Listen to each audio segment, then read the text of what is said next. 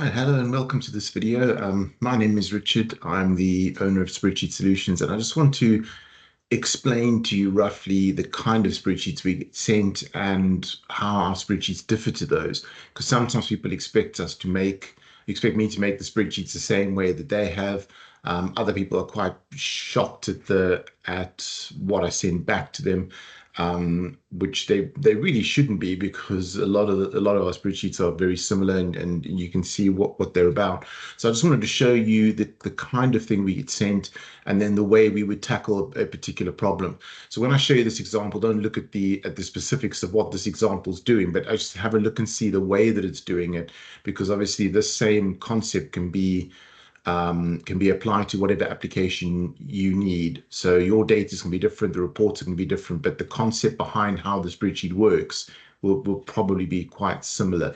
So let me explain to you the kind of difference. This is a very typical example that will get sent when a company's got various sales staff and they want to keep track of not only the staff's individual sales, but then they realize afterwards that they actually want to be able to break it down per branch potentially, or they want to be able to see, a particular date range of sales or whatever the case might be. So they'll start off with something like this, where they'll make a tab for Colin, and then for Colin, you'll be able to come and put in, for example, 1st of January. Then if they're tech savvy enough, they'll have a drop down list saying which branch is this at, which the people will then be able to select, which service is it, and they'll select, and they'll put in a value. And then they'll go, okay, that's great. We've got Colin's one. They might even then say, well, actually, we need to have one for Colin for January and one for Colin for February. So they'll make a table here for January, another one here for February, another one for March. So they can split them up so that they can then put a total at the bottom that says, please tally up that value, so they can see what Colin's done for January and then what Colin's done for March. But then they'll make another tab for Mary, and then they'll come put Mary's information in here. But then once they've done this, they'll then realize, hang on a second, we can tally up each individual, but what about tallying up a total? So then what they'll do is they'll create a report tab, and they'll say equals Colin's total plus Mary's total, etc., etc. They'll add up all of those so they can get the total. But then they'll realize, well, hold on, we actually want to see a report per service, and we wouldn't mind seeing a report per branch. So then they'll make another graph for each of those ones, and then they'll come and do manual formulas to try and tally up what's from London and what's from Manchester, etc., etc. And it just becomes an absolute nightmare. And then what happens is once they've connected all of that data up, they then will come along and go, oh, we've got a new salesperson. So they'll duplicate this tab. They'll call this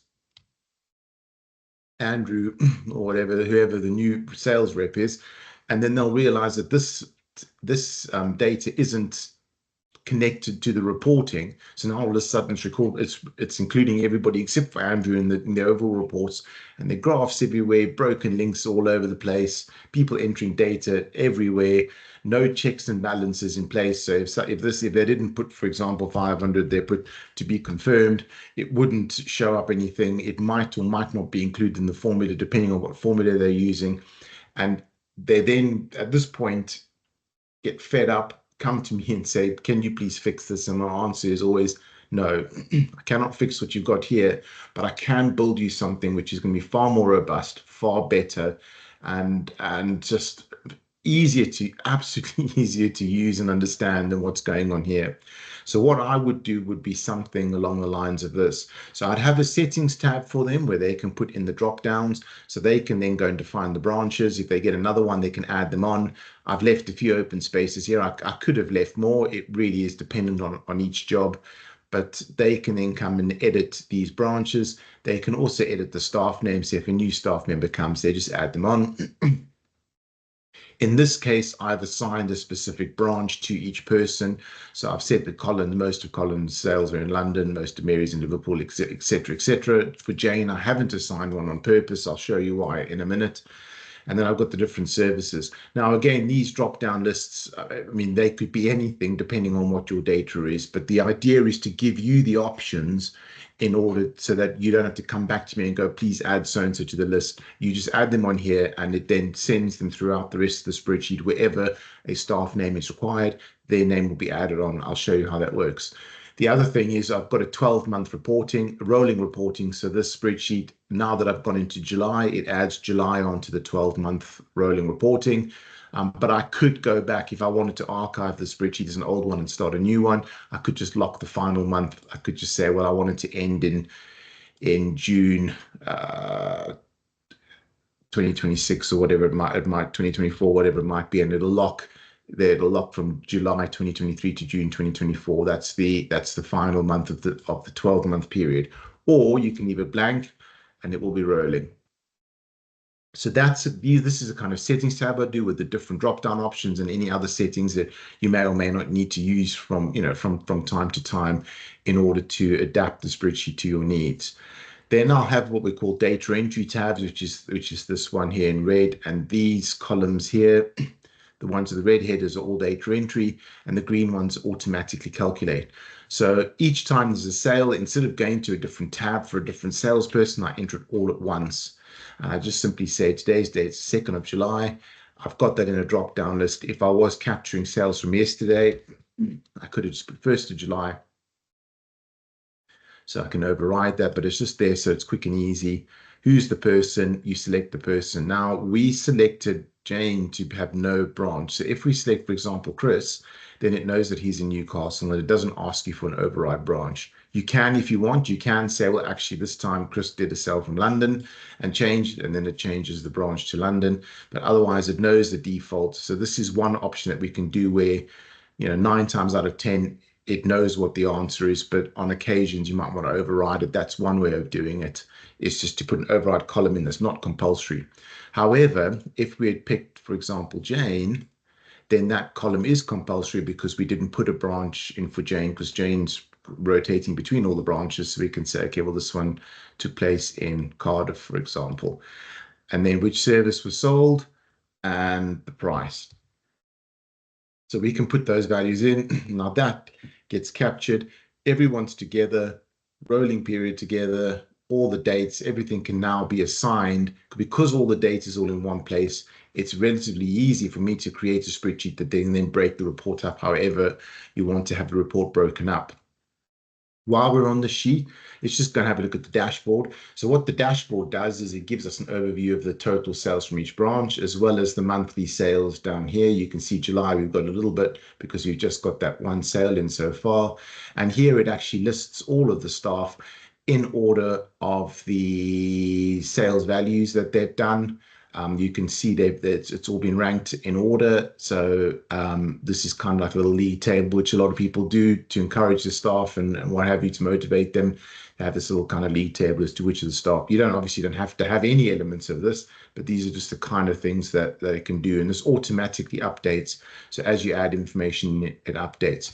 But also we have some of these alerts and warnings here, which are particularly important. So for example, if you went to the sales figures, and put in a sale figure, or if this one here, if we put to be confirmed, it immediately flags up in red and says that's invalid because it's not actually a value.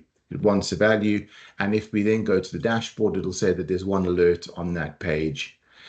Alternatively, if we had left Cardiff blank and we didn't know which branch Jane was at because she didn't have one assigned to her, when you go to the dashboard, it says one alert. On the sales figure tab, you come to sales figures and you can select that, and then the alerts disappear. So this constantly keeping you in check. Is your spreadsheet up to date? Are they all valid? These totals will all automatically update. But then what I've done is I've done a report which reports on all that data. So what this does is it shows very simple graphs here, but it shows you the total sales value, the number of sales, the average sale value, total sales per month, average sale value per month, and then a breakdown per branch, as well as the figures that appear on the graph and the percentage. So this is just a general kind of graph that I would do. Obviously, this one's just one page. Yours might be 2, 3, 4, 5 pages, depending on how much stuff needs to come on. But the beauty of this kind of graph is instead of putting, for example, here where we've got the total sales per month, that's the total sales of everybody in every branch. But now what most people would do is have one branch for one sales rep, another graph, another sales rep, another graph, another sales rep, another one for another sales rep, etc. And they'll end up with hundreds of these graphs all over the place for each sales rep, for each branch, for each service, etc. But what I normally do is do a filter down the side. So in this case, we can come here and I can say, actually, I'd just like to see Chris, please. And then this whole graph filters for just Chris. You can see all of his sales took place in Newcastle. Or you can say, well, actually, I'd like to see Colin, please. And then it all adapts to Colin. So this is the kind of what I could call a dynamic graph. So a dynamic report. So you keep the graphs and the content to a minimum, but you have as many filters as you can so that you can actually adapt this graph for whoever you want. And I've even put the filters that have been applied over here so that if you did save this as a PDF, you wouldn't see that on the PDF. You just see this and you can see what filters have been applied. Alternatively, you could say, well, actually, I'd just like to see London, please. And then it shows all the London sales. And you can actually say down to, I'd like to see A staff in London with a particular service. So if you said just service A in London, there are the sales. You could even put in a date range so you could see per quarter or per month or for a 6-month period or even for a week or whatever the case might be. So using these kind of filters gives you the flexibility to be able to adapt this report to show you what you want. It's still the same figures, it's still the same graphs, but the data that's coming through is radically changed by use of the filter. So this is one of the different elements that I've done. One which I didn't do on the spreadsheet, which could have been done. I could have laid everything out in this kind of list form. So what I often do with these kind of spreadsheets is, instead of people applying filters to these headers, which they could do, I sometimes create a new tab with a very similar filter to that. So you can make the filters, and once you do the filters, it then shows you this information as it's laid out there, each row by row, but just the ones that have essentially passed those filters. So if you filter for service E, then effectively what it'll do on the other sheet is it will show you something like that, where you've just got the service E services. The reason I do it on a different page sometimes is because people often do this filter. They don't realize it's hidden some of the rows, and then someone else comes in and can't find what they want to and panics and hasn't actually unset that filter. So it's useful to have those kind of searches on a different page. The other thing is I can do more filters than what you've got as options with those built-in filters. So this is the kind of spreadsheet I do. The settings tab is very much one of the default tabs. The reports, data entry, the dashboard. There are some others that you can have a look at on the website that show the different kinds of tabs that we do.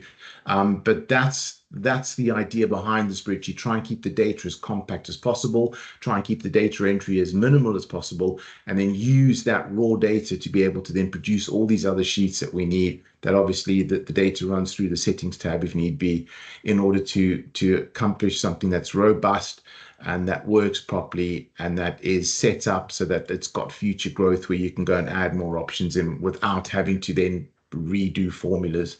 So I hope that that's been useful. I hope that it's given you an idea of the kind of thing we do. As I said, don't look at specifics here, but definitely take away elements of this and go, well, how can those elements help me with my spreadsheet? And if that's the case, do get in touch, book a call, and let's have a chat through what you need. Thank you very much.